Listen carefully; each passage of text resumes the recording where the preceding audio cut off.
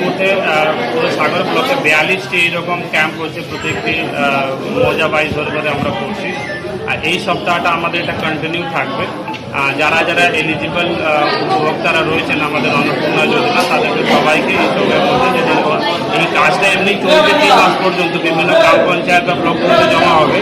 কিন্তু যারা এটা ফার্স্ট কাম ফার্স্ট সার্ভিস বেসিসে আছে, এই স্পেশাল ক্যাম্পগুলো আমরা এই সপ্তাহটা চালাবো। তো সেই জন্য যারা ফর্ম জমা দেওয়ার জন্য ইচ্ছুক আছেন তারা এই ক্যাম্পগুলোতে এসে আমাদের ফর্ম জমা দিতে পারেন। স্যার, আরেকটা বিষয়, 13 পাতার ফর্ম দেখে অনেক সাধারণ মানুষ একটু আতঙ্কে রয়েছে যে পুরো ডেটা সরকার নিয়ে নিচ্ছে, এই প্রসঙ্গে কি বলবেন? দেখুন, এটা ফ্যামিলি সার্ভে হচ্ছে, তো সরকারের কাছে এমনি ডেটা তো আছে, এমন নয়। আমরা তো বিভিন্ন কিছুদিন পরেই সেন্সাস হবে, তো সরকার মানে লোকগুলোকে তো যেটা জেনুইন আছে সেটা তো দিতে কোনো সমস্যা নেই। ডকুমেন্টগুলোও তো কোনো না কোনো সরকারের দপ্তর থেকেই পৌঁছে গেছে। তো আর ফর্মসটা ওগুলো দেখতে বড় আছে, কিন্তু ফিল আপ করতে মানে খুবই ইজি আছে। মানে প্রথম দুটো পেজ যদি ফিল আপ করার পরে বাকি ঠিক অপশান আছে। আর যখন একটা গভর্নমেন্টের ইনস্ট্রাকশন আছে, তার উপরে তো আমরা যদি বলা নেই যে গভর্নমেন্টের গাইডলাইন আছে, সেটা মেনেই ফর্মগুলো ফিল আপ করতে হবে।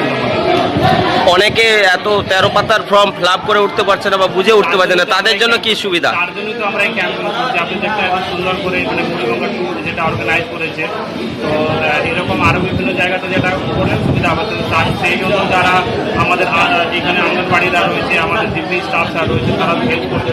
বিশেষ করে যারা পাবলিক রিপ্রেজেন্টেটিভসরা খুব অ্যাক্টিভলি রোল প্লে করে ফর্মটাতে ফিল আপ করছে, তার জন্যই আমরা এই স্পেশাল ক্যাম্পগুলো অর্গানাইজ করছি।